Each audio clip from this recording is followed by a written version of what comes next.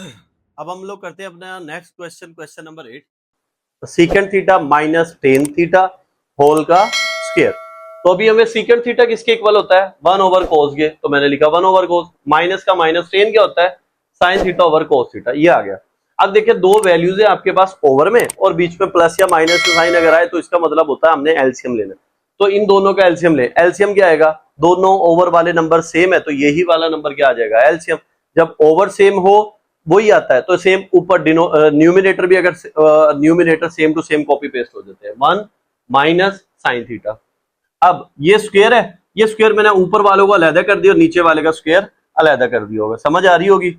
अब इसको कुछ नहीं कहा मैंने, कोस स्क्वायर। अभी मैंने आपको पिछले सवाल में क्या बताया था, कोस स्क्वायर क्या होता है, कोस स्क्वायर का मतलब होता है 1 माइनस साइन स्क्वायर।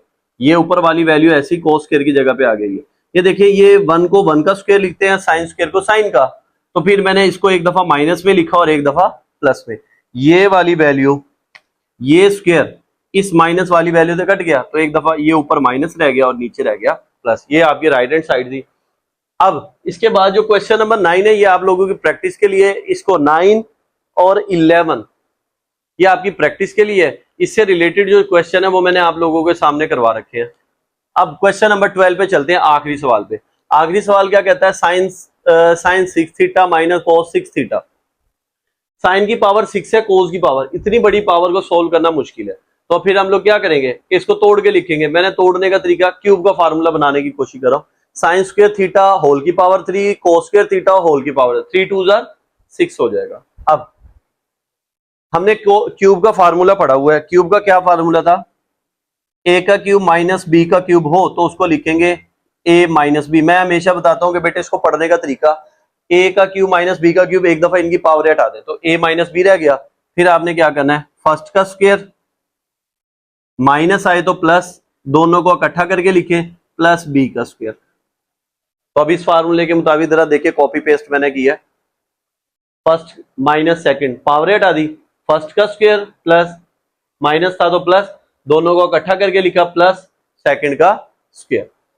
ये वैल्यू ऐसे ही।